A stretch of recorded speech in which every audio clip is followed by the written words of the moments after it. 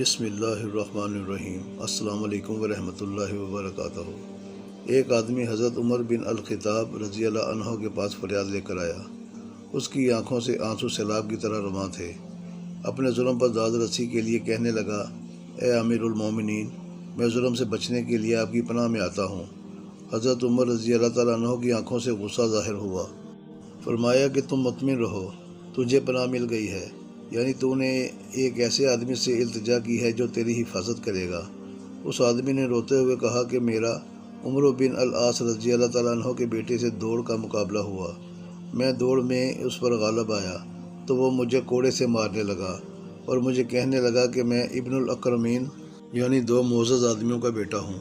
حضرت عمر رضی اللہ تعالیٰ عنہ نے عمر بن العاص رضی اللہ تعالیٰ عنہ کو حاضر ہونے کا حکم دیا کہ وہ اپنے بیٹے کے ساتھ حاضر ہوں۔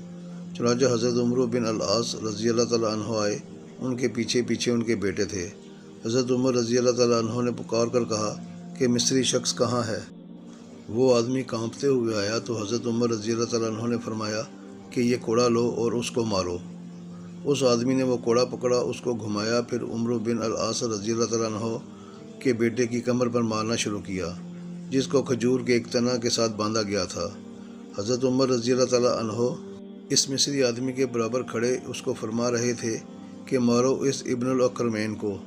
حضرت انس رضی اللہ تعالیٰ عنہ فرماتے ہیں کہ خدا گواہ ہے، اس آدمی نے اس کو مارا اور ہم اس کے مارنے کو پسند کر رہے تھے۔ وہ مسلسل مارتا رہا، یہاں تک ہم نے تمنا کی کہ اب یہ اس کو چھوڑ دے۔ پھر حضرت عمر رضی اللہ تعالیٰ عنہ نے فرمایا کہ اب عمرو کے سر پر بھی کوڑے لگاؤ۔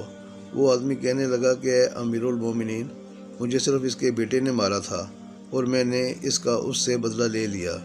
حضرت عمر رضی اللہ تعالیٰ عنہ نے حضرت عمر بن العاص رضی اللہ تعالیٰ عنہ کی طرف دیکھا اور فرمایا، تم نے کب سے لوگوں کو غلام بنا لیا ہے؟ ان کی ماؤں نے تو ان کو آزاد جانا تھا۔